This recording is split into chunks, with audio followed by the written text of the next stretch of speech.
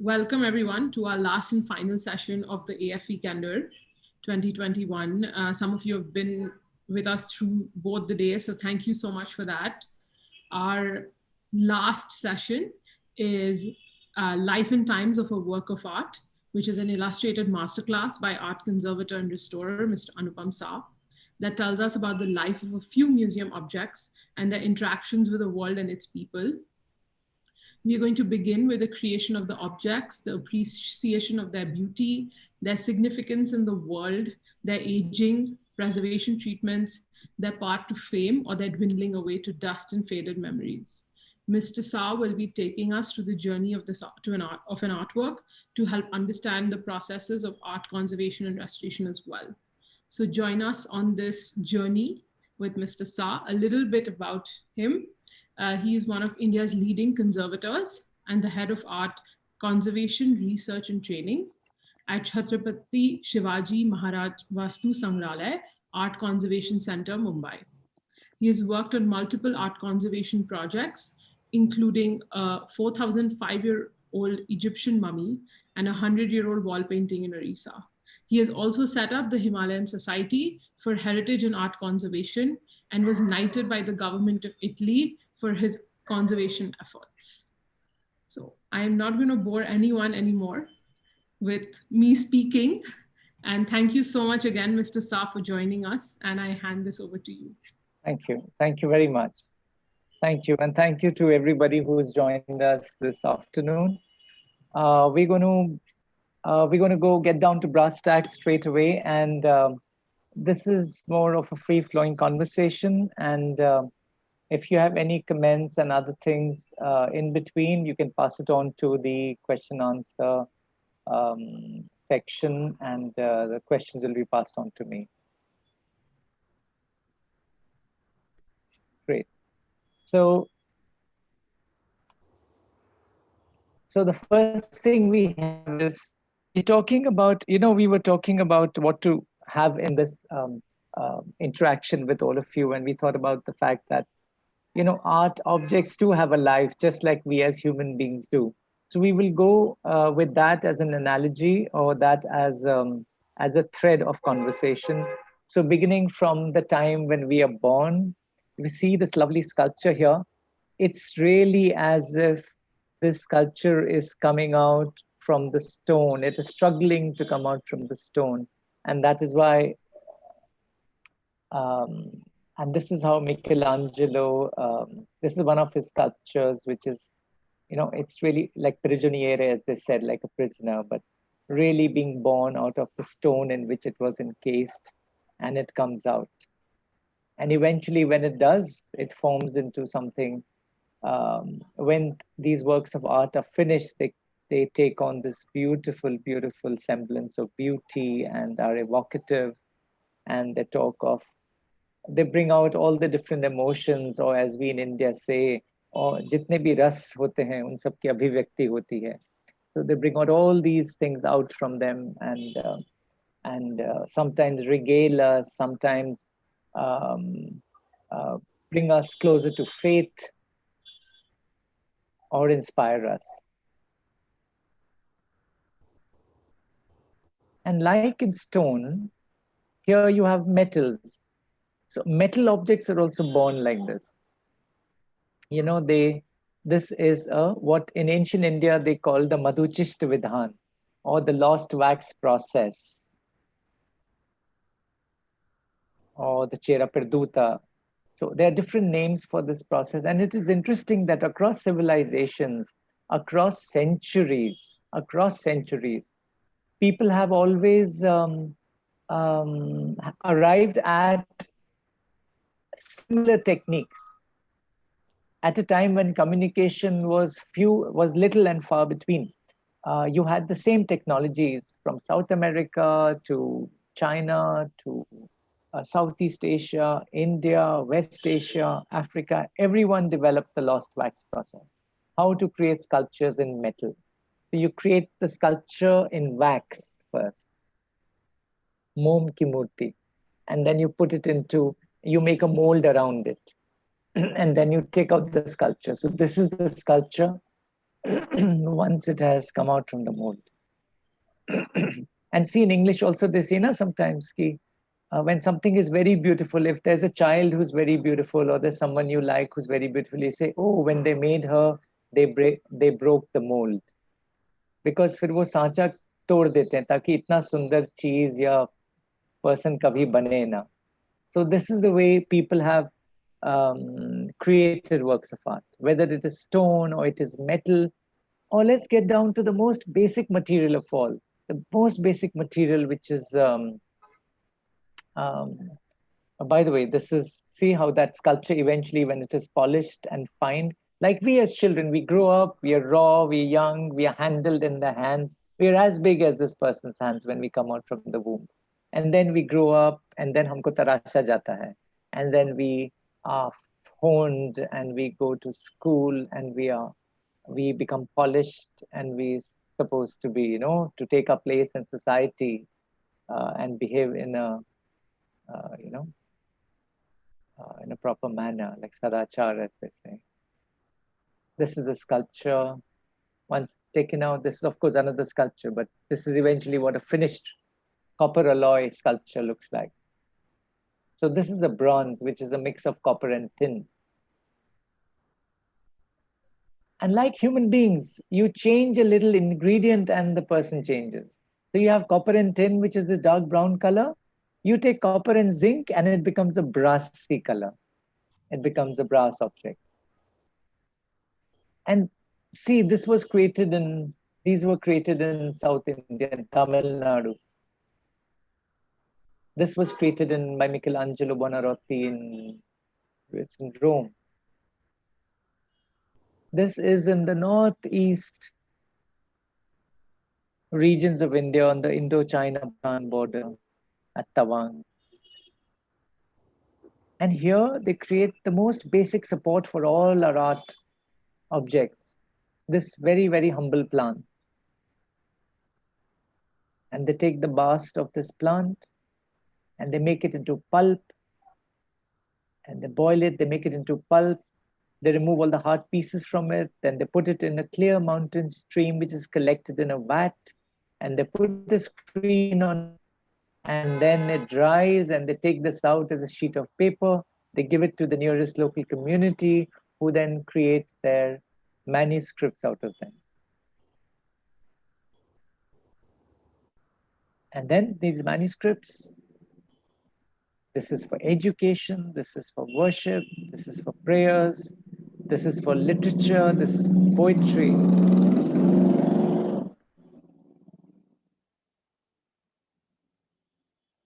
And then, of course, they embellish it with color. And color is one thing that has always been synonymous with art as such. It's the world of color.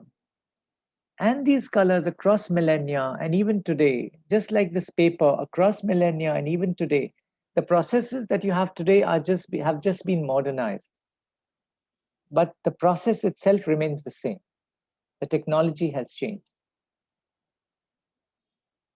This is how they made colors in the ancient past. They make colors like this today. And when you industrialize it, of course, then you have colors in big machines. They make pigments, grind pigments in big machines. But this is how these are made. And this is how a work of art takes on the colors and grows up to be of character and grows up to find its place in society.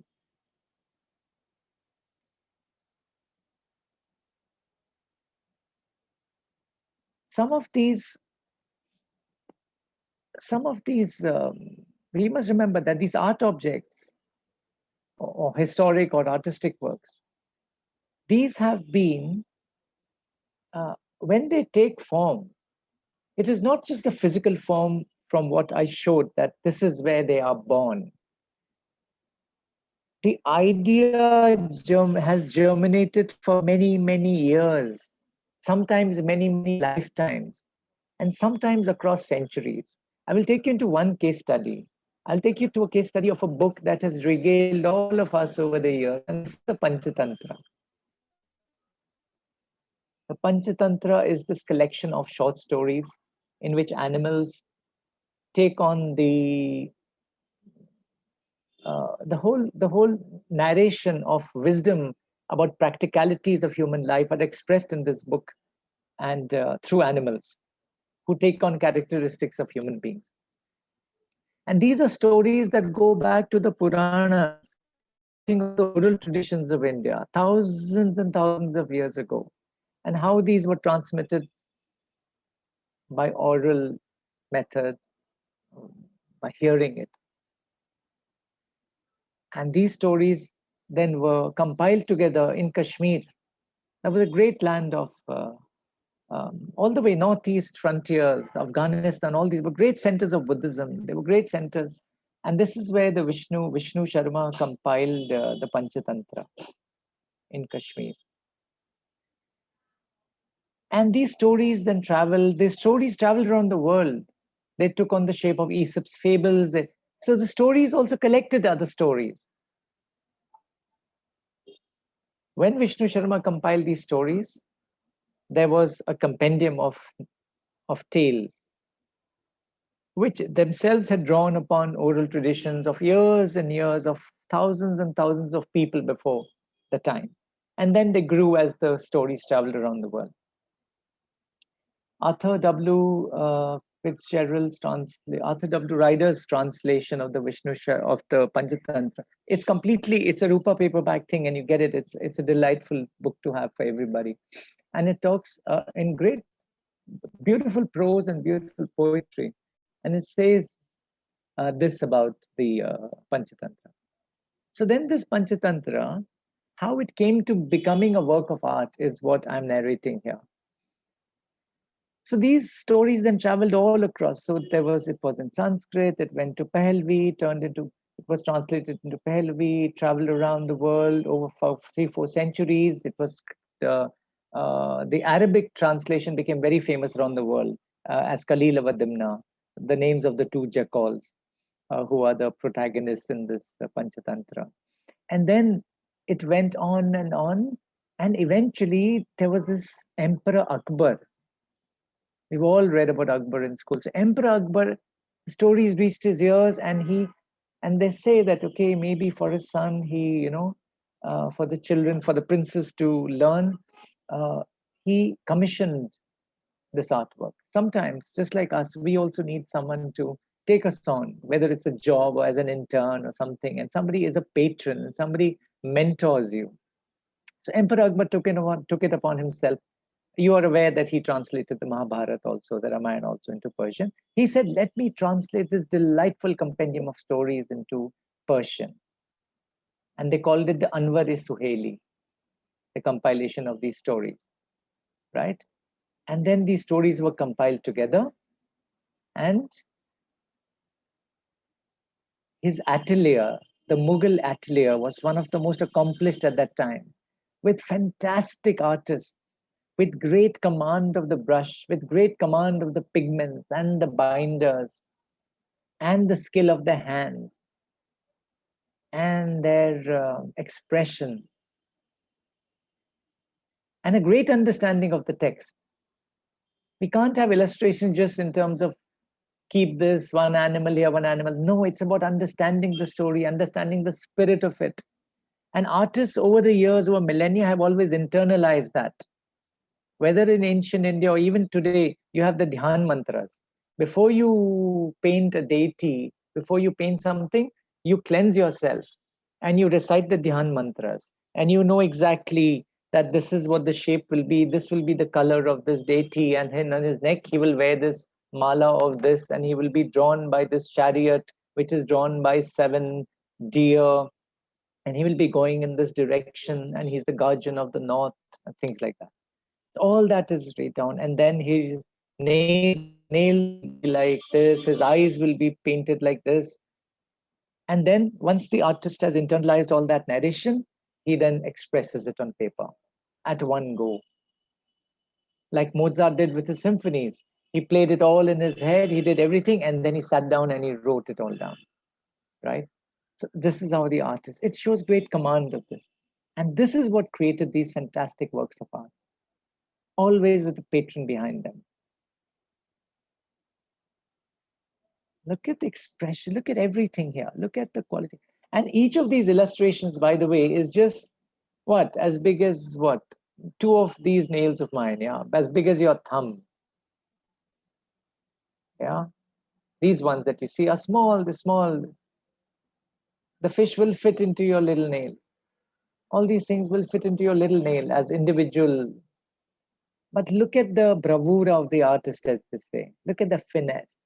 Look at the control, the command. Look at the purity of the line, the confidence of the stroke. And the color. We are talking 1500, huh? 1500s. 16, 17, 18, 19, this 2021. These colors are so strong even today. This is Emperor Akbar, by the way. A miniature painting of his, a portrait of his. Well, so what happened? Like sometimes. So if in 15 is in the late 16th century, so in 1500s when he created this, suddenly for 200 years, we don't know where these paintings were.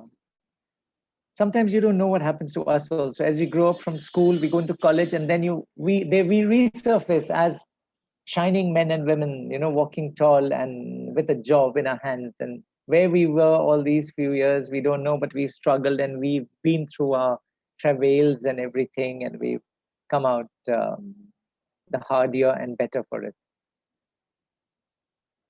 And so the next record of this, the Anwari Swahili or the Panchatantra, surfaced in 1800s at the residence of this, the British resident of Pune, Mount Stuart Elphinstone. And then there was a fire. There was a war and there was a fire. And he, by the way, was a good collector. He was a great collector. He had a discerning eye and he collected lots of things. And one of them was this, and this library caught fire. And the manuscript was burnt. And then we don't know. We actually don't know all this until much later. We are saying this in hindsight, that the manuscript got burnt. Because again, we don't know what happened. Because from 1818, almost 100 years later, this compilation surfaced in an auction in London. And Alma Latifi, that time with the civil service, he acquired this manuscript, which was in the form of an album. It was no longer like a manuscript like that. It was in an album. He got this album. And then again, it disappeared for so many years until in 1973, his family gifted it very graciously to the Prince of Wales Museum. And this Chhatrapati Shivaji Maharaj Vastu Sangrahalaya, as it is known now, which accepted it most gratefully. And here it is that they saw that, oh my, this is not just a manuscript, it is an album with fragments and fragments of 200 fragments of these pages, broken up into so many pieces, cut into so many pieces with a scissor. You can make out this a nice big cloth scissor, which has snip, snip, snip, like scissor hands, and chop, chop, chop. And all the charred areas were cut off. And this was put into these small, small pieces and put into an album in the Prince of Wales Museum, safely kept in that storage.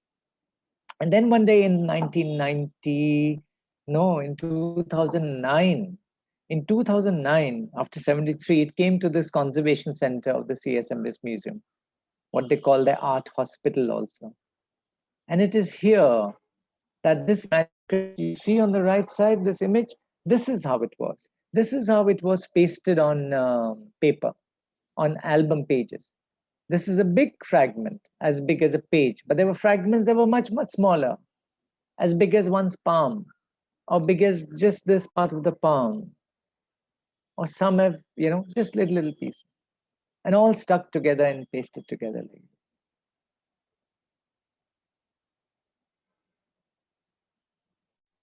And the manuscript was in fragments. It could not narrate its story. It was traumatized. it was very much what they call a scrapbook. We all have created scrapbooks in childhood with all sorts of things. So it was a scrapbook. And look at just showing you some of the things. And then, and like us, art objects also degrade. Be it a traumatic experience, like in this case, or it could be an illness. In this case, some of the paints had started discoloring.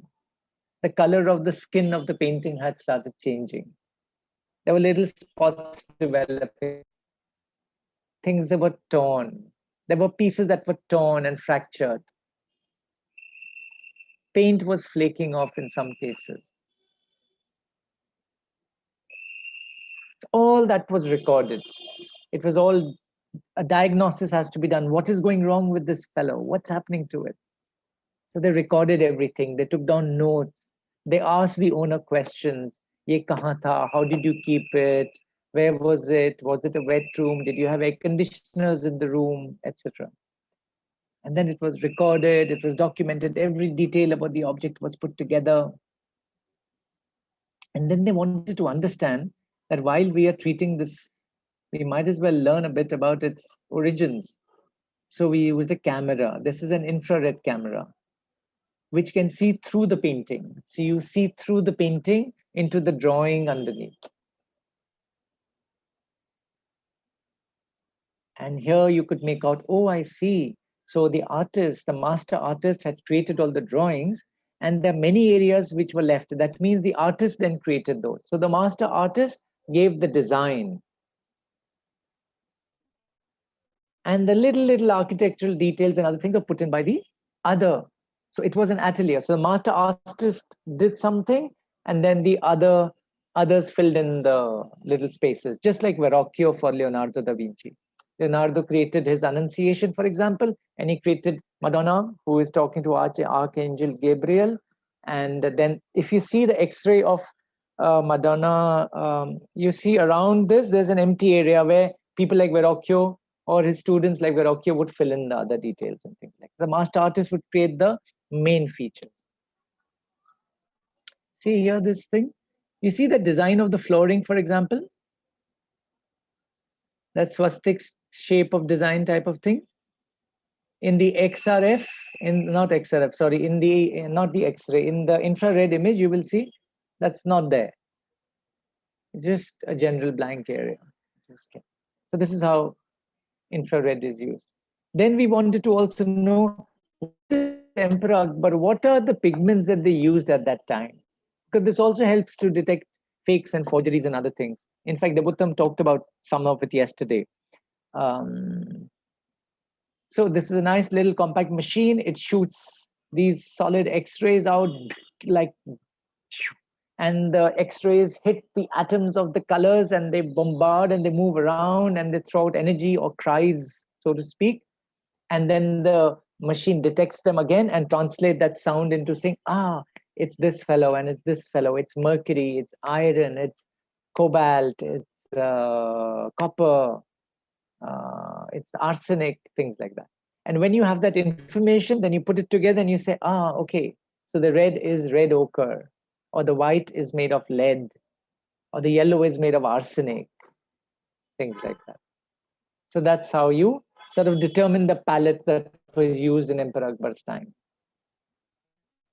So when somebody wants to create another, wants to, like a theater, you create someone else who looks like that, you can make out because it may not have the same materials and things like that. So those are diagnostic analysis tests that you do for various purposes, for art historical, for recording, for fingerprinting. We fingerprint art objects also. It's so much like us, the life of these art objects. Let's go to the treatment of this object. So as you can see, small scraps, cut, snipped, pasted. They were taken off.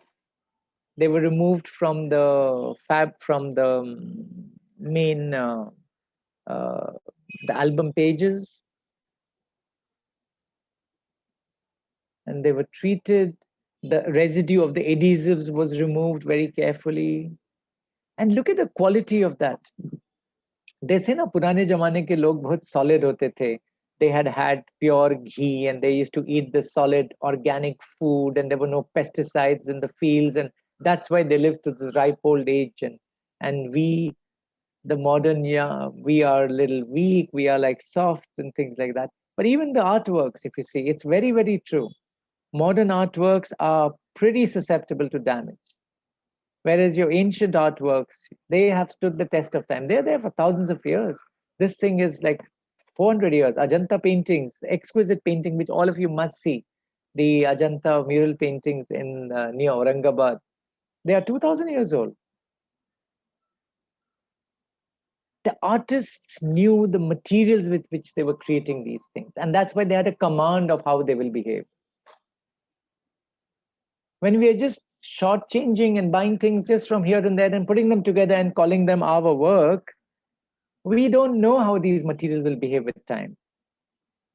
And that is one primary reason with the very, for whatever reasons, there must be reasons, obviously there must be justifiable reasons why art schools in India do not train people into a knowledge of their materials.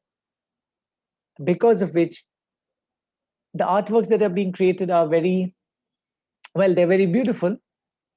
They are expressions of the artist's thoughts, but they will not last long.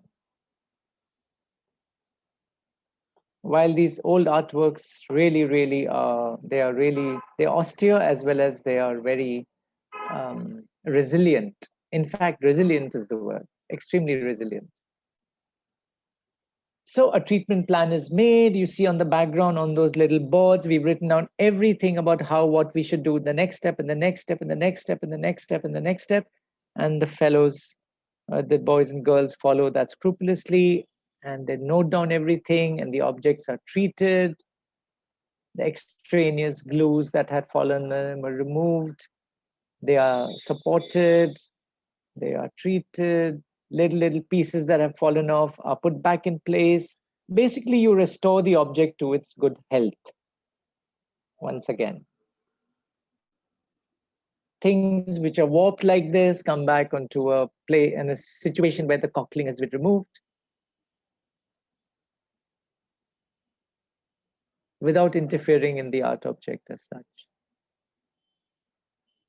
And then you need to mount them. So once the health is restored, things have to get back to their purpose, either as in storage or on display for the general education of the public. Artworks too have a purpose to fulfill in life. And that's a purpose that sometimes we give them, or we think we are giving them. Here, the purpose is to be able to study them for research, to be able to display them for the delight of other people. So they were mounted. So sheets of paper were taken. The shape of the cut scraps was then cut into those supporting sheets, and then the objects were supported on the edges. And then they were put back so that we can get these. So now that this has been done, all these will be displayed for the public, they'll be put together as a compilation and will be released as a publication. This is the layers of cloth of paper being used, and then the piece was cut in it, and the scrap was cut exactly to that shape. Put it inside, switch on a light at the bottom so you can see little gaps in it, and then put this fine Japanese paper on the edges so that it hangs there. Because we must remember the illustrations are on both sides. So you needed a window by which you could see both the sides. These are the lovely illustrations in it with the stories. Look at that. Exquisite. Beautiful.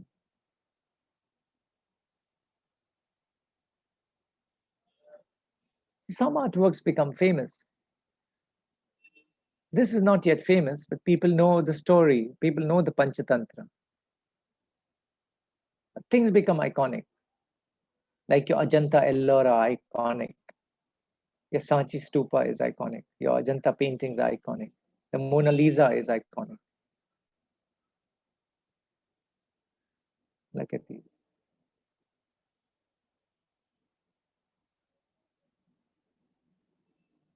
Delightful. Small, these are just so small. That's all, just so small. They're 1/10 the size of your computer screen.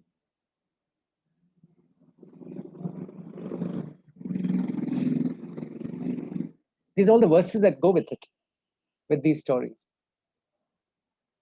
And so that's for paper. So as you see, so things are resurrected. They are brought back to a certain condition so that they can live on afterwards. This is an ivory piece, which has been, the extraneous dirt and grime has been removed to reveal the nature of the sculpture. One of your questions is in terms of conservation or restoration, right? Yeah. So we call this conservation, where well, in this case, in this sculpture that you see, the surface dirt was removed, right? Usually this falls under a category called restoration. Anyway, once you ask me that, I'll share it with you. So, well, let's talk about it while we're talking about it. So, conservation is any action which ensures the long life of the object. Any treatment that you do to an object or a human being or to a structure which increases the longevity of the object, of the element, is conservation. Whereas when we do an intervention which is aimed at enhancing the message that the object is conveying, right? I've played Holi, you can't recognize me. When you remove that paint from me so that the message that this is Anupam Sah comes out, that's restoration. It is not increasing my life, that action of you washing my face and removing the Holi ka rang. But if I'm suffering from a debilitating disease and you need to, if I'm suffering from this blood sugar, what do you call it? Blood glucose, what they call diabetes mellitus. You do an action, I can do a preventive conservation action. I will not have sugar.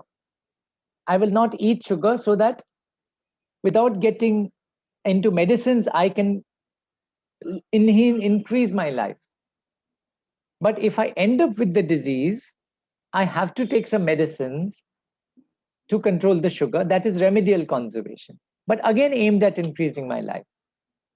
So just like preventive medicine and remedial medicine or curative medicine, this is preventive conservation and remedial conservation aimed at increasing the life. That would be conservation.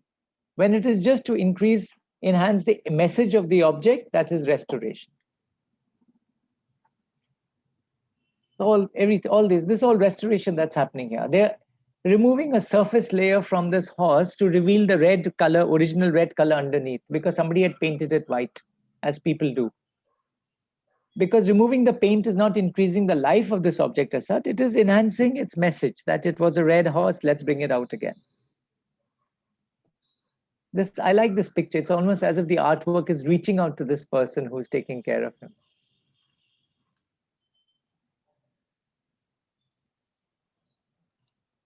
And artworks too, they need to be taken care of like us. You have to wrap them at night and put them to bed. They can't just be left as they are, even if they're treated. How to wrap it properly, how to put it together. And people do it in communities, people do it as individuals, people do it as people working in a museum, as people working as staff in a corporate house. Everybody looks after their things, and art objects are another set of these things that we look after. And they are boxed and they are kept away. Like we go home, we close the room of the house, we close the windows. Believe me, in India, if you want to increase the life of your art objects by hundreds of years, box them, put them in a box. cover them with some cotton cloth. There's no dearth of cotton cloth in India. Just cover them with cotton cloth, put them in a box, close the doors and windows, and keep them there. Bring them out when you want them to be brought out. That has been the wisdom of the ages, and that is relevant even today.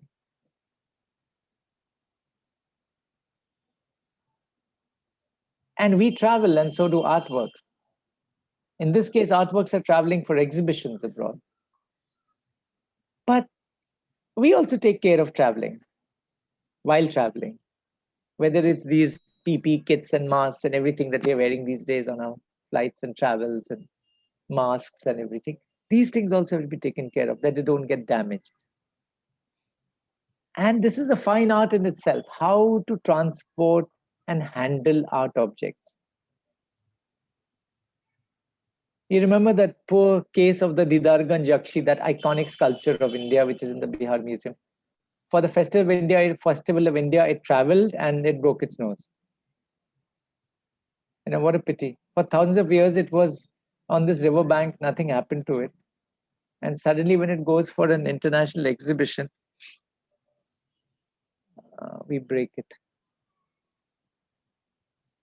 Well, this sculpture traveled from the British Museum to Bombay, CSMB's museum, for an exhibition called India and the World, and it went back, and without a scratch, it went just perfectly. It's all become a science and an art in itself, how to look after art objects. This is the disco bolus, as you can recognize.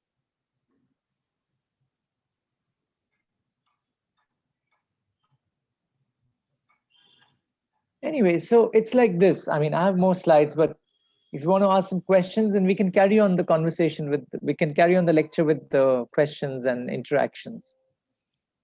Sure. So we had a question actually come in about restoration, since we were on that topic. Ragini says, hello, could you tell us about one of your restoration experiences that challenged you in an unforeseen manner? Challenges in an unforeseen manner. Well, the one that you saw earlier was one of the restoration projects, but it was okay. It was really not unforeseen. What we do with conservation is we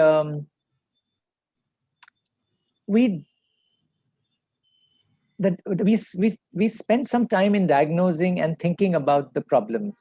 We try to arrive at the root cause of the problem, because once you do that, rather than treat just the symptoms or the objective signs of a certain damage, we try to understand the mechanism of the damage and why is it happening. You get right to that. Once you do that, that's where your solution also is. So you treat it at that point. The other reason why surprises don't come so often is because the diagnosis is very strong. It's interesting that the slide is stopped here because it goes with your question. This is a Rembrandt on the left. Now, imagine if I'm treating this and then I find different layers of skin and all, and things are, and the treatment can get confusing. But because it was diagnosed carefully, this on your right is an X-ray of this object, by the way. So this is an X-ray of the object. And if you can see the cursor that I have, it is this area. You see this area, this whitish here. This image here of this person's face, this old woman's face, was under this painting. So if one was treating this work, we would have come up with a surprise with, confusing layers underneath this painting. But because it was diagnosed before, that element of surprise is taken away. But getting back to Ragini's pointed question as to what happened in some, there was a project a challenging project in Orissa. It was at Dharakot in the Ganjam district of Orissa. There's this temple called the Jagannath Temple. So many Jagannath temples. This is the Jagannath Temple at Dharakot. There's exquisite wall paintings all over the temple. Beautiful, big, 30 feet high. and then the walls 15 feet, 18 feet, like that. And the plaster was simply falling off. The plaster which had these paintings on them was just falling off the stone walls. You would walk into the place, if there was a little movement somewhere, the painting would just crash down. So the surprise was right at the beginning. The moment you saw just plaster falling off while somebody would go and bang something against the wall, and suddenly a piece fragment would fall down. So that was a challenging one. So that was a surprise. And it was challenging, but when you sit down quietly on your own and think about, you become one with your work of art, and you treat it. And we treated it very beautifully, even if I may say so. We created this scaffold in front of it, very close to the painting, and we hung these layers of malmal muslin cloth, and we stuck the muslin cloth on the paintings with a certain adhesive, which when removed would not harm the underlying paint layer. So there are these little techniques you use for conservation. So the whole thing was veiled. It was all veiled. So with that, what happened was, the moment if something wanted to fall off, it would fall off, but it would just hang there. It won't come crashing down onto the ground. And then slowly, we put every bit of the wall back in place. It's been 25, 30 years now, and it's still going strong. Not 25, 30, it's been about 18 years now. And the paintings are still strong, absolutely fine. Thanks, Ragini, for bringing back that memory. Questions always better. So we have a question. I guess we can take it. Yeah, sure. Connects. Yeah. So Christina says, what happens when an artifact breaks? Is there recompensation or a case filed or something along those lines? When an art object breaks, is there a compensation by who? At what stage does it break? By who? During conservation? We can... Perhaps in transit, who would be responsible for that? Like you mentioned. Yeah, if this came for an exhibition. So what happens when international exhibitions take place? There's insurance that happens, or an indemnification. India doesn't do indemnification, but many countries do indemnification. So there's also something what's called wall-to-wall insurance. So the painting is on a wall right from the time it's taken off by the handlers to the time it comes back and is put back on that wall. It's insured. So when something breaks, yes, it happens, by the way, during transit and exhibitions, things may go wrong sometimes. In case something goes wrong, then immediately it has to be noted down, just like we do for medical insurance. You immediately make a report, a first information report immediately to the agency whose object it is that this has happened. And then that object is sealed off, nobody touches it. It is examined, there's due diligence, it's recorded, photographed, everything. There's an evaluation of what has happened to it. And then you file for the compensation. Is there anywhere that you can train to be an art handler or learn how to do restoration or conservation? Yeah, restoration conservation, there are lots of courses in India. There are lots of courses in India. There are short workshops, there are courses, there are master's programs. In fact, there's one master's program starting in Bombay very soon. Okay. We have a question from Wanderer. Says, sorry I couldn't join from the start, but wanted to ask if there was any course on restoration, etc., specifically a master's and not just a diploma. You wanted a master's? Yes. There's a course at the National Museum Institute. There's a master's in art conservation. And as I said, there's one going to start in Bombay. Great. So there you go.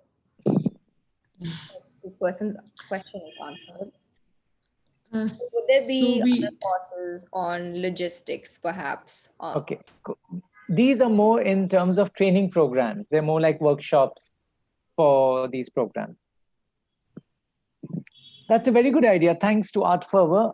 I think it's time to start a course on packing of art objects. Okay, we'll acknowledge art for that. Thanks to the. We'll do that. We'll keep you informed. And I'll join Thank you. What we can do is, so a couple of people are asking about masters and diploma courses. We can send out an email to you maybe on Monday. We have we have a list with us as well on our website, and we can send you an email to everyone that's attended this session. So we have a question from Bonobiti Biswas. Sir, I was reading sometime back about the seismic vulnerability of many of the monasteries in Sikkim and how that was endangering the exquisite artworks adorning these structures. Does the protection of these come under the domain of preventive conservation? If yes, what exactly can be done in situations like this? Yeah, okay. So when it comes to seismic things, let me see, what do I have for seismic? So what happens with seismic things is, by the way, look at this. This is a very nice example of restoration. You see the cleaning of a painting, the dark varnishes of a painting. This is a panel painting, oil on panel, wood panel, that is. So you see all these dark layers of varnish have been removed, revealing the areas. So it brings this is what the original colors were like what happened with Sistine Chapel. You know, people thought Michelangelo painted all these browns and blacks. We were in for a big surprise because this is what the colors also were with Sistine Chapel. With the monastery, let me see if I can show you a picture of a monastery.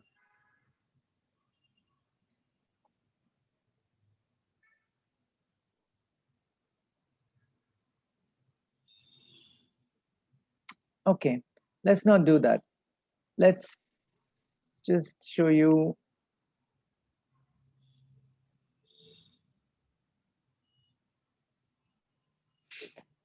Okay, I'll just keep this as a background image.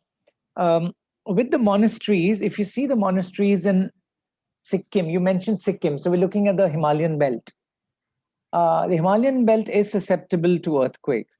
If you see the structures of these monasteries have all been created with layers of stone and mud with intermittent beams of wood. Wood is a flexible material. It takes on the shocks. Mud is a material which does not fracture completely.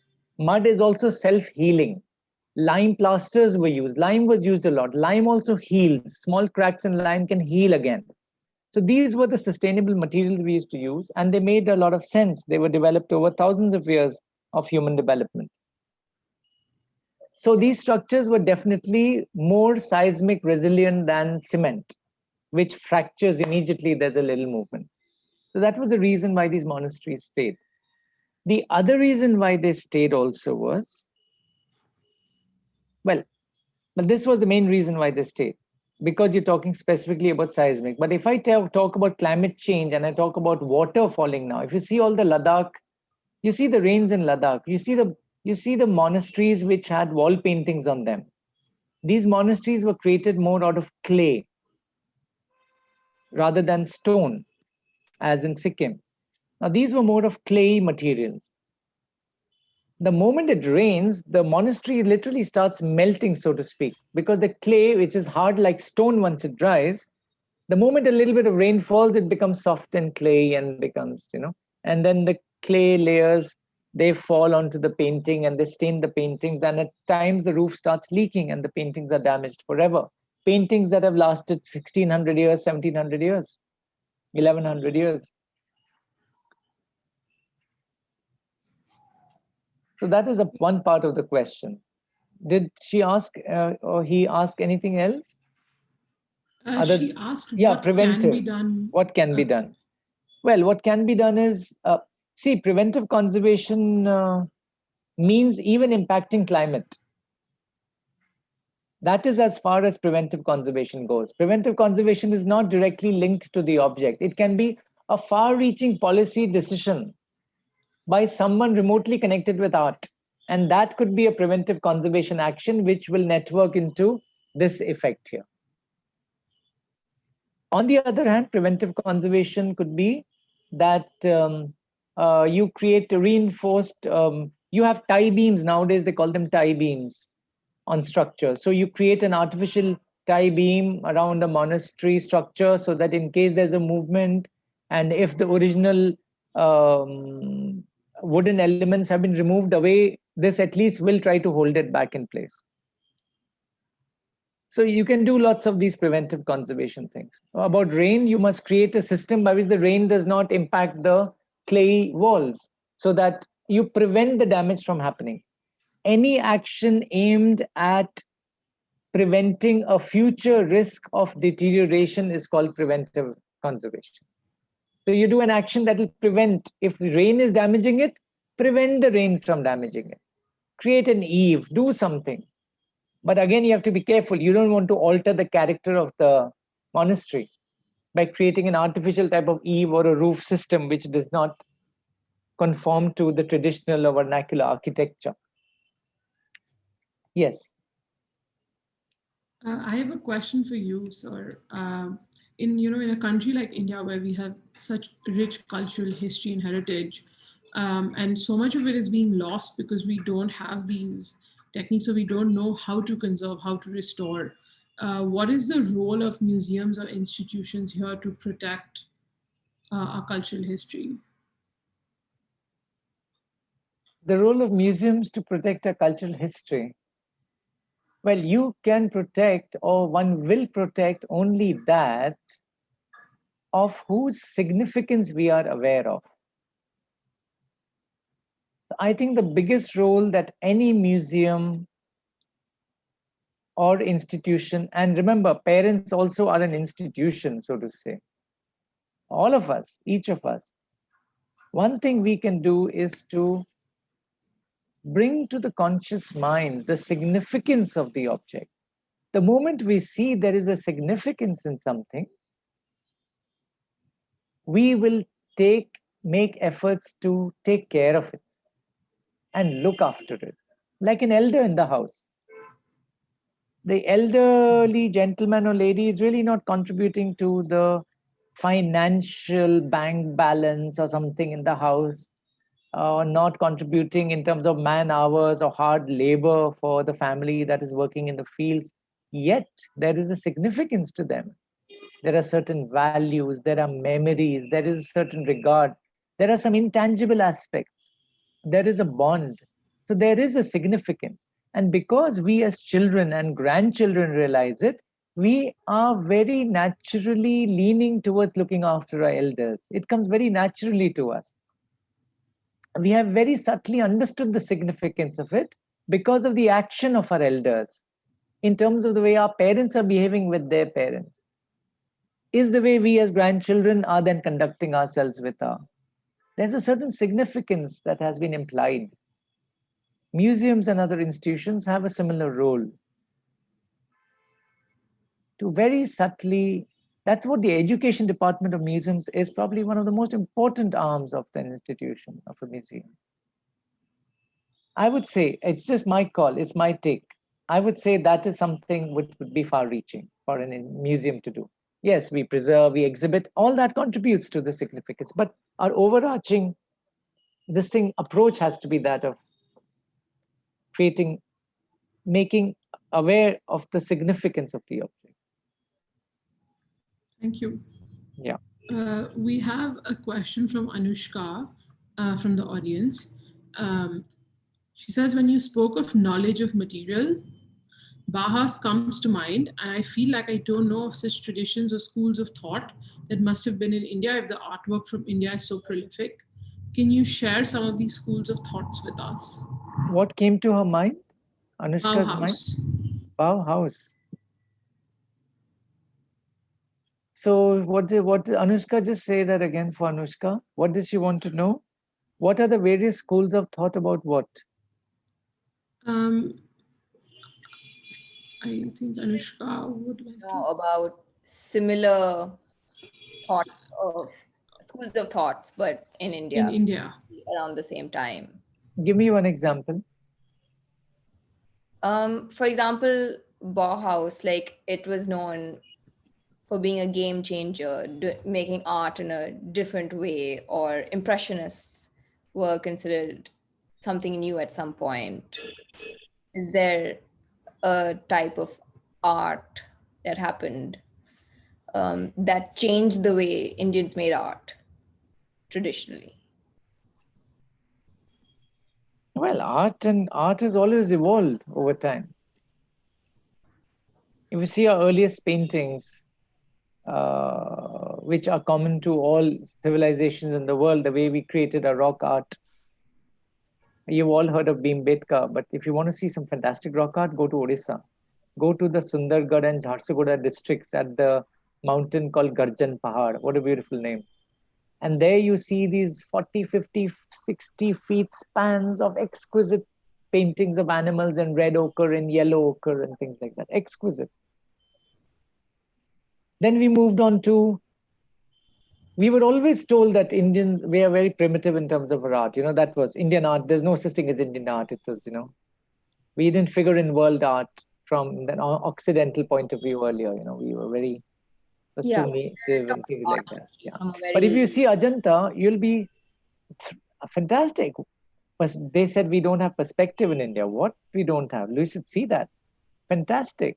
The depth, the volume, the play of volume, depth, perspective, lines, the play of colors, the technology, the technique and technology of it. Exquisite works. And then your bronzes, and then your metal works. So you had, मतलब बहुत उत्कृष्ट कला थी यहाँ पे भारत में.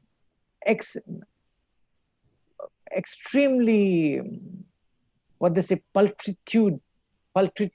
It was like, it was really high. It was high art. It was, in all respects, philosophically, technically, aesthetically, materially, extremely high quality. And then there was folk art, where people would do things as rituals and they would create them to celebrate life, celebrate season, the changing season according to our lunar calendar. And then celebrate all our various festivals, all steeped in agriculture mostly. And then, as Anushka is asking, and then there came a time when influences, India has always absorbed influences. So like when the Mughals came in, I mean, all this art that we saw in the first episode of this, or the first section of this lecture was, it is this flat art. It is flat. It is flat, it is in layers. It's a completely different, it's very modern, so to speak, isn't it, in its approach? But that's what it was at that time. This is how they represented it. That was a game changer at that time. It brought in a different school of thought. And schools of thought and these changes happen with human beings. And India, because it has been in such a state where there is a swirling of people and their fabrics all around, and with the seasons and with the rain and with the different soils across this country, the thoughts of expression of art also changed.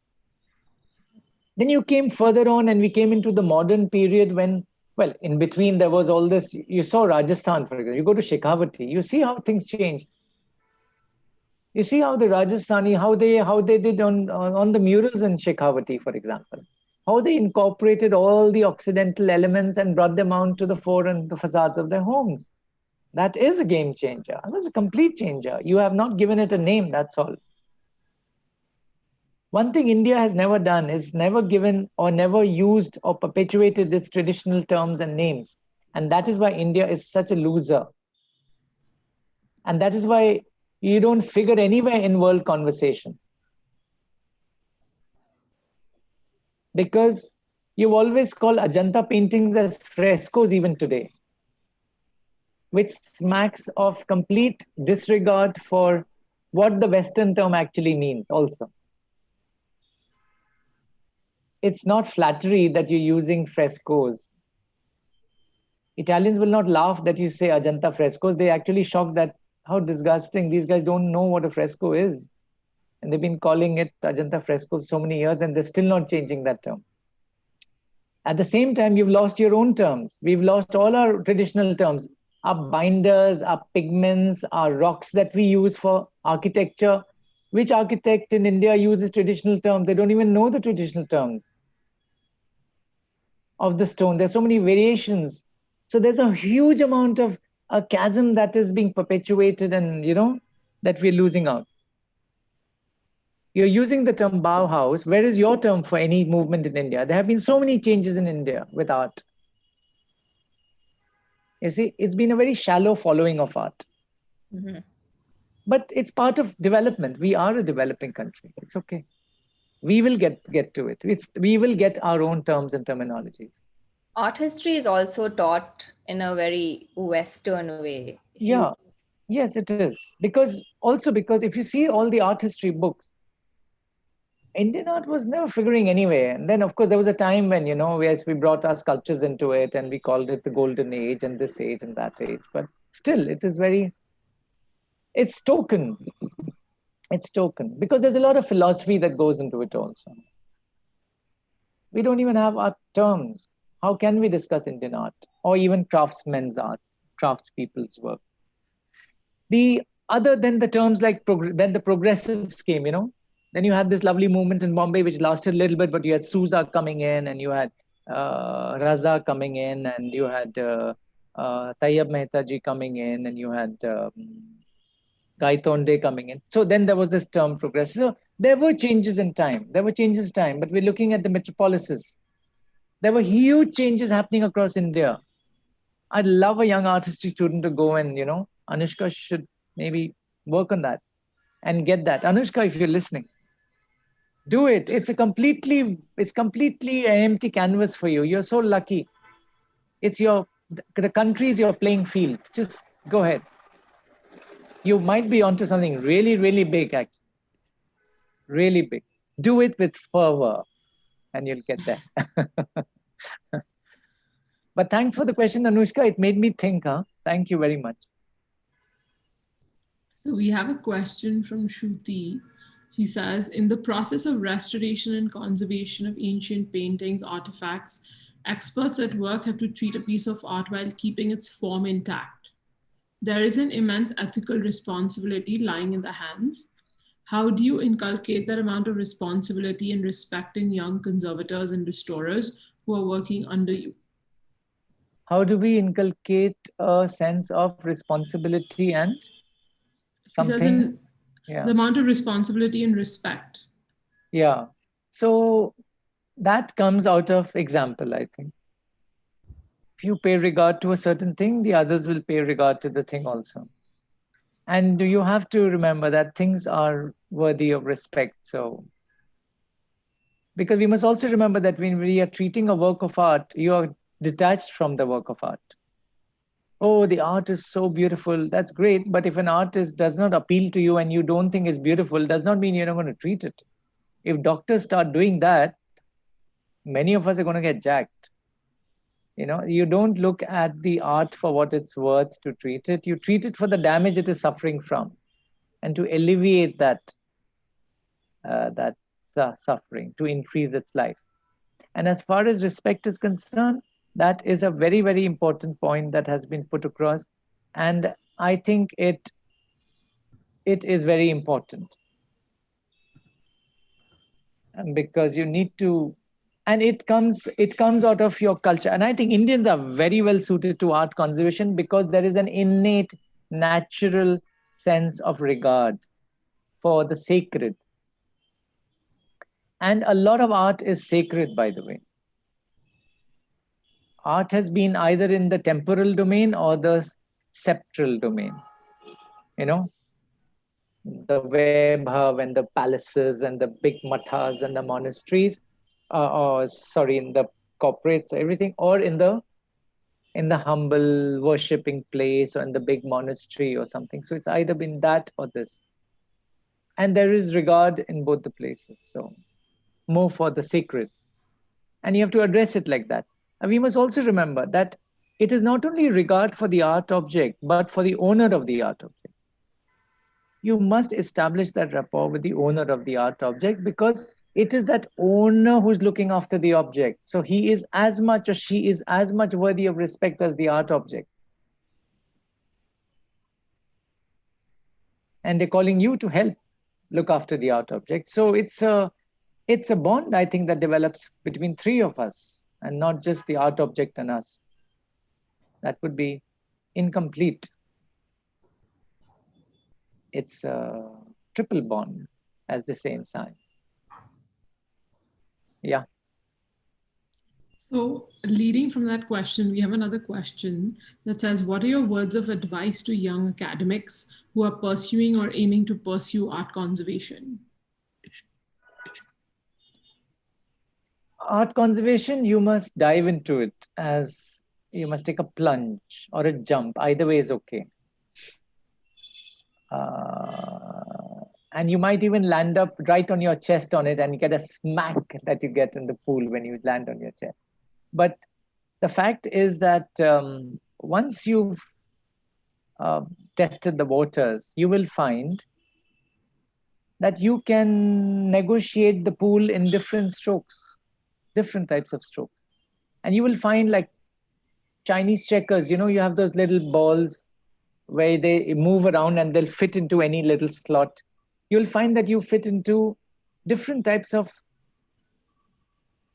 actions or activities which form the ecosystem of art conservation. Art conservation is not one field of art conservation. It is one field of art conservation, but art conservation is not one linear line of activity. Art conservation is multifarious. It is multidimensional. It is interdisciplinary. It is also transdisciplinary. And you will find that you can either get into science analysis, you can get into documentation, photography, actually working with your hands. And even within that, you might branch out into wood or into stone or into textiles, or you get into embroideries. I don't know, you want to play with colors, you want to go into the philosophy of things, you want to know about the materials, you can take up, but you must be able to spend some time in the pool to test the waters. And enjoy it, because it will, if it does nothing else, you will have earned hell of a lot in terms of experiences and interaction with people. The variety of people that one will interact with is huge in the course of even a few years in the field of art conservation. If you still like it, carry on. Otherwise, go into some other field, into the field which is associated with art conservation, or a different field altogether. And please remember, no matter which field you are in, you will always be able to impact the system of heritage conservation in some way or the other through your first experiences. So not to lose heart and think about it, just go ahead with it. Please remember, only if you are passionate about it and I've always found as a commonality, as a denominator, though I wanted to disregard it, but it's not happening. It is still coming back to the same thing. People who are good at science a little bit, or in the humanities, but have a leaning towards the logical part of the scientific way of approaching things, tend to do a little, they tend to be, they seem to last a little longer in the field. Yeah. We have a lot of questions about studying restoration, or we'll share those in a, you can send an email or give them my email and they can send in the questions if it's related to careers and things like that. We'll do that. I had a question, Mrs. Saab, since we were talking about science, and you showed us in the presentation as well that you use X-rays. So in your career, how has the use of science and technology evolved with its advancements? That maybe when you started out, there were certain things that you couldn't do, and now you use newer technologies and it makes conservation or restoration of an object more fulfilling. Yeah. So this, what you saw was an X-ray. It's a traditional X-ray. You have the reading of your milliamperes, electrovolts and everything, and you get an X-ray and you diagnose the density of the materials and other things. Today you go into something like this machine. This thing this boy is holding is called the X-ray fluorescence spectrometer. It's a portable unit called a tracer. He's pointing it at this Tia Badia, which is from Odisha. He's pointing at it, he's hitting it, and it reflects back, and he gets a peak, and he analyzes the wave number, and he says, okay, it's as simple as that. It is a mercury. That means the color he's used is a mercuric sulfide or a cinnabar or a hingul, as they say in the local terminology. So technology has come this far. We can carry all these instruments in your hand from these big machines. Microscopes, from small microscopes to conventional microscopes. Now you have microscopes. Now she's treating a palm leaf manuscript and she's looking at it through the stereo microscope. Or you can look at it nowadays. A microscope can come like a little thing that you hold in your hand. I'll show you one here. I saw this guy using it here. This one. Look at this. This is a USB microscope. You just carry it in your pocket, literally. And you go to the nearest computer, you plug it in, and you put it there, and you capture the image. It's as simple as that. Technology has really miniaturized and facilitated documentation of art. So technology has become very good. Even in terms of, earlier you used to monitor, I'll show you one picture where they are, anyway, wherever it is, where they were, used to have these big spectrometers and handheld thermohygrometers to measure the relative humidity and this. Now you have a small USB like that. It's a small stick, half the size of a pen that we have, like a pen, like it's like this.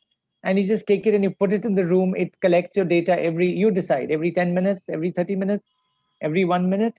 And you plug it into your computer screen and zoop, you get all your data of the climate variation through the day, when the visitors came and went and everything. So science has played a very major role in terms of facilitating analysis and understanding these materials. And all these scientific developments have mostly been for the pharmaceutical sectors, analysis sectors, and industrial engineering, things like that. We have adapted these. Thank you so much. We have a question from Hasmukh. He says, sir, could you please tell us something about traditional preservatives, what people are using from last several centuries, like cloves for textile or snake skin or peacock feathers for books? What is better, old or new? The bestest of the oldest things is cotton cloth. You take normal cotton cloth and you wash it well, make sure there's no starch left in it, and use it to wrap your art objects. That was the traditional way people folded manuscripts, people folded objects, people bundled little children in these swathes of cloth so that they don't catch a cold. What you can do for a little baby who's like 16 days old is what you can do for your artworks. They will both come out stronger. That's the most crucial thing you can do in a dust-laden country like many parts of India. That's your first of your ancient systems you must not ignore. Don't worry about the red cloth and the yellow cloth, because the red cloth nowadays, the color that is used is so bad that the water will fall on it, it will stain everything else inside it. Just take normal cotton cloth, undyed, unbleached cotton cloth, wash it well, wrap in 2-3 times your objects. They will last centuries and centuries, believe me. Regarding snake skin, snake slough, as they called it, or karanja, or gorbach, or this thing that you said, what did you say, peacock feathers, all these are all there. Neem leaves of course do have an effect. Tobacco leaves, phenomenal insect repellents, tobacco leaves, but they'll stain also. So these things are used. Some of them are used even today and they work, but many of the things is not something that has been tested and proven that it is because of it that it works. But just be careful, there's no harm using them. Please go ahead and use them, but make sure they are not in contact with your artifacts. Also remember, all insecticides in the world, everything, all these fungicides, all these insecticides are all plant-based. They all come from the plant. Your chrysanthemum flowers, beautiful chrysanthemum flowers, make your pyrethrum one of your strongest insecticides.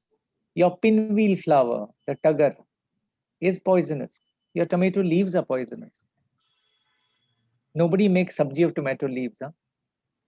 So all plants have insecticide because the plants have to protect themselves from insects. Try to see that. So naturally, when you use plant materials for various things, what you're saying is absolutely right. It does work. But how much its efficacy is, it is all empirical knowledge and wisdom, which is great. But not everything. So no need to follow it blindly, but people are actually studying this a lot, huh? You'll have a lot of papers coming out in the next 4 or 5 years. So we have a question from Sanskriti. She says, how are conservation projects funded in India? How are conservation projects funded in India? Conservation projects are funded in India primarily from, let's say, one source is the owner of the object. If the owner has the wherewithal, the owner will fund the conservation of the object. That's number one. Second, communities. Certain institutions may have certain sacred objects or art objects which they like to be conserved. It is not only art. Okay, these are works which are important for people who understand there's a certain significance of these objects for them. Could be the clothes of a guru. So they will source resources from the community and get the funding for that. Thirdly, one of the biggest funders of conservation projects, interestingly, is the government. There are so many schemes of the government which support conservation and preservation of cultural heritage. It's a question of just going ahead and doing the paperwork and showing that you're worthy of getting that resource, and the government supports it. And it's not, see, the government has planned budgets, it also has supplementary budgets. So a lot of conservation resources come from both these, other than the schemes that they have. There's so many schemes. You have the Baba Hastshilp Vikas Yojana, you have Baba Sahib Ambedkar Hastshilp Vikas Yojana, you have so many yojanas, you have so many schemes of the government. You have the Himalayan Cultural Heritage Scheme, you have this scheme, that scheme. The government of India has a book called Samarthan. In Samarthan, you will find so many schemes. It's ironic. India has so many resources just now to do conservation. There are not enough people to do conservation. We are in a very strange situation. From a time when there was little resource and wanting to do things, now you have the resource, but our training has been a little kacha. So we have a lot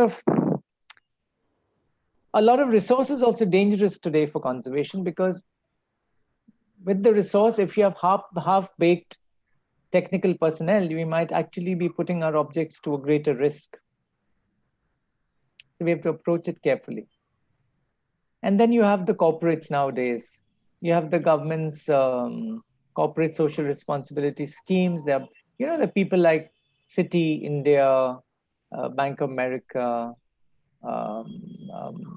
Indigo. Indigo is recently funding a lot of work at Indore. There's so many institutions, so many corporates. Indian Oil has done something. The Tata Trust is a very big player in this. So all these people, well-meaning people, have come ahead. They have picked up the gauntlet, and they are making a difference. Cultural heritage conservation has a reflexive relationship, I believe, with development and the well-being of a people and a country.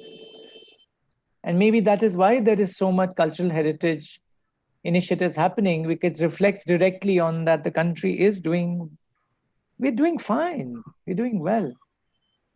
We're getting there. Slowly, we're getting there. It's a good sign. It augurs well.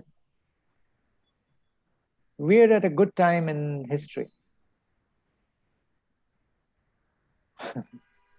Thank you for that. I'm going to ask you one last question. When something is up, in a museum or it's being sold, um, how much of a conservator's work should be visible and how much should be hidden? And should it be written down somewhere that it has been conserved at all? When it is being sold. Sold or put up in a museum. For example, the Salvador Mundi was conserved, and a lot of people had an issue because What was conserved? how much of it was. What was? What was? The The Salvador Mundi. Oh, like Da that. Vinci work. Yeah. Of course. because they didn't say how much of it was conserved. No. There are records of everything that was done. You see this object here, this object. I think 17th century. Adil Shah, Emperor Adil Shah's procession. Look at how bad the condition is. It's all falling apart, and it would have fallen apart and disintegrated over some years. It was meticulously documented. Meticulously. These are the areas where the maximum flaking was taking place. This was the area where a certain other type of degradation was happening. These are the areas where a certain type of thing was happening. Meticulously recorded and documented. See the condition of it.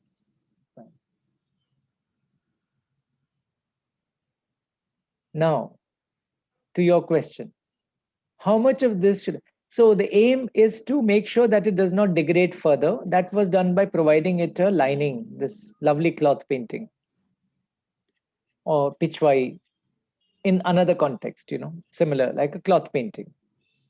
And then it was good that it was then displayed in an exhibition like this. It is put up for display. Yet at the same time, if you see this close-up of it, I'm glad you asked this question, these places were not filled up or retouched. They were left as they were. Because this was a museum object. Tomorrow, if somebody undertakes a research of this object or of an ancient textile, and you will find some modern polyester threads and other things, the person will get confused. So museum objects have the privilege of not having to restore them so much sometimes, but just conserve them. Because in a museum, it is not just for the visual appreciation of the object, that is always there, but it has great historical, technological research value, these objects. And so these restorations and all is not done so much on them. But and even when the restoration is done, I'll show you now that you're saying, where is that other slide? Okay, it's at the bottom. 1 second, I'll just show you. It's important. You asked this question, so I'm going to take a little bit of liberty and show you certain things.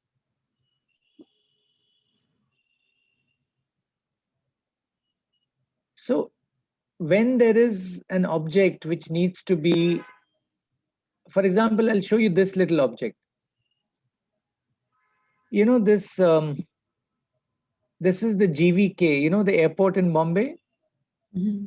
So Mr. Reddy, he took this phenomenal initiative of collecting artworks from the entire subcontinent, thousands of artworks, and he's displayed them in this airport. I mean, what an amount of personal energy and vision and investment to be able to do this.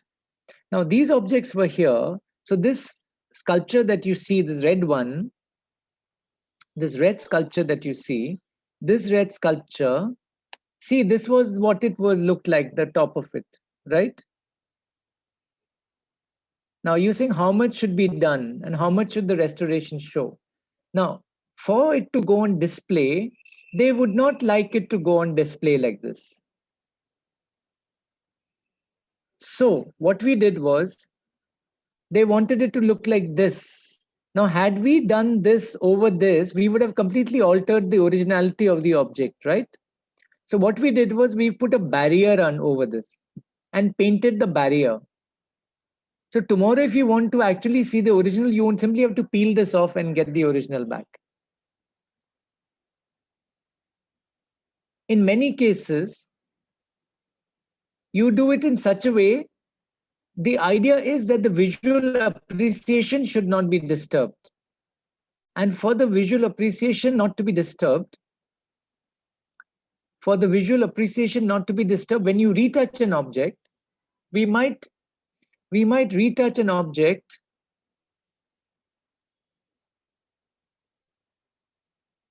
in such a way that from a distance you will not be able to make out that there's a difference. Like you cover a pimple, let's say, on your face, right? You don't scrape it off and cut it off. You just hide it. But if you come very close to you, like, ear to ear, just to whisper something in your ear, you'll notice there is something there. But from a distance, when you're like 10 feet away and you're taking a photograph, you don't find those blemishes on your skin.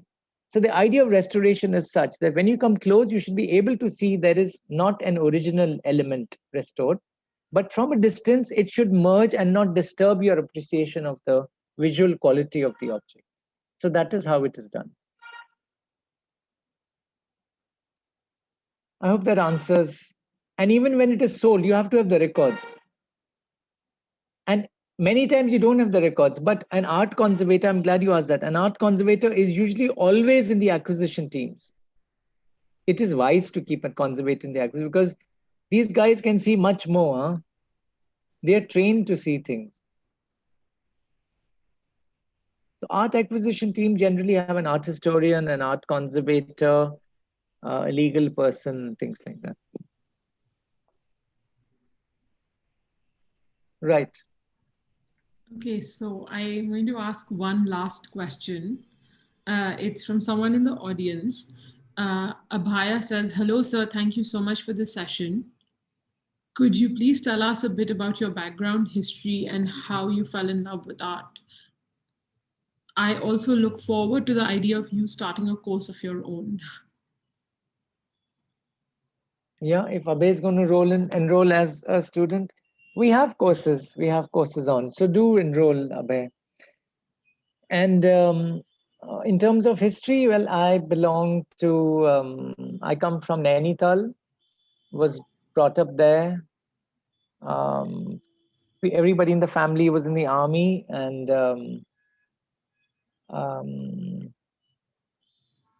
I wanted to. Leonardo da Vinci was my, you all have people you fancy when you're children. So he was one of them. I was always interested in.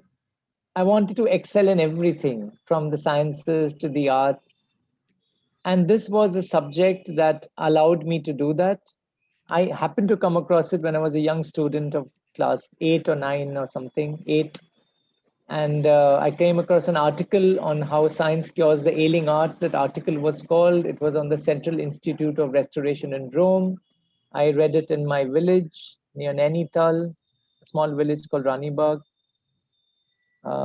20 kilometers from Nainital, where after the Second World War, my grandfather had built a house. So all we did there was we used to just read and study. So I read this article, I wrote to Italy, and as a child, they sent me a syllabus to read up and study, and that's how it started. Started very early in life. It just happened at that time, and I carried on, and I do art conservation. And one thing that, so that's how it started. So I did a lot of science, I did a lot of engineering, I did a lot of painting, drawing myself. I studied architecture. So we just immersed in it and just learning every day and every time and just building it up. So today my team and I, we do conservation of a variety of materials and technologies, variety. Plus we do training and so we have a very big team across India. A lot of people have joined in. This decade is for conservation in India. A lot of people are coming into it, and brilliant people. There are some very, very good people in India who are doing conservation. Good to be in this milieu just now. Great. Okay, thank you so much, Mr. Sah, Thank you. for taking us to this journey of a lifetime and also very graciously answering questions for almost an hour. Thank you for your time as well. And I think this has been a spectacular end to the first version of the Weekender that Art Forward has hosted. So thanks again. Thank you. And I just want to take a moment to thank everyone, the audience. Some of you have been with us since yesterday morning, which is amazing. And also to all the other speakers who joined us for the Weekender. I think some might be here in the audience. And Of course, our partners as well, who really helped us reach all the art enthusiasts everywhere, using social media. Thank you so much. And last but not the least, I want to thank the Art Forward team, because without all of you, this would not have been possible. So thank you. And to everyone, who shared the excitement with us, a special thank you. It's been it's been a great journey to do this the first time, and we hope that you'll continue following the arts in whatever way that you're passionate about. Thank you. Yeah. Thank you again, Mr. Sah. Yeah. Nivedita, can I just take one moment? Yes, of course. Because I just saw somebody called Shruti was asking, what are the drawbacks you find in the restoration and conservation of art in contemporary museums? Yes, please take the it. Drawbacks, I think there are no drawbacks, because anyone who's conserving is doing it in good faith and meaning well. They may be a little less informed or more informed or whatever, and that is something that will change with time as more awareness about the profession will increase. Okay, that's it. A quick question that way. Otherwise, Shruti can write to you and you can forward the question. In terms of what are the underdrawings made of? Yes, they were underdrawings were usually made of charcoal, or sometimes the underdrawings were made of what was called silver point or lead pencil, lead point. So a piece of lead would be used, and you can make the drawing with that. Okay, just I thought I should not let these two go, so it completes it. Yeah, sorry. I'm so sorry I missed it. No. We have also, I think quite a few people said thank you. Thanks to you, Anamika, Megha. I read some time ago, Anushka said thanks very much for your response and encouragement. And we've shared your email with a couple of people who asked. So thank you so much again, Mr. Sah, for doing this. Right on. Have a good evening, everyone. Thank you. Good evening. Bye-bye. Thank you, Nivedita. Thank you, Menka. Thank you.